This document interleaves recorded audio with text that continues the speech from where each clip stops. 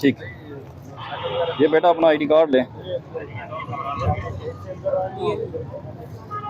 Message आ गया, check करें।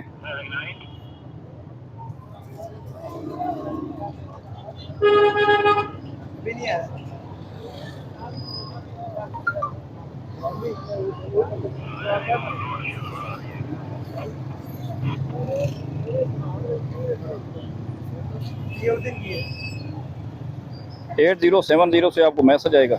ये बेटा चलान जमा करवा के, ये आपकी बुक हमारे पास अमानत है, ये हमारा ऑफिस है अंदर, यहाँ से मिल जाएगी। अगर आप अभी पे करते हैं अभी मिल जाएगी, अगर बाद में करते हैं तो बाद में आपको मिल जाएगी। हेलमेट का 2000 ये सर गवर्नमेंट की तरफ से, ये आप ये कानून आप जमा किया 200 रुपए का, ये देखिए बेटा वो किसी और वायलेशन का होगा ना। हेलमेट का 2000 है, ये ऊपर लिखे हुआ है विदाउट हेलमेट, आप तो चलान के ऊपर लिखा हुआ है।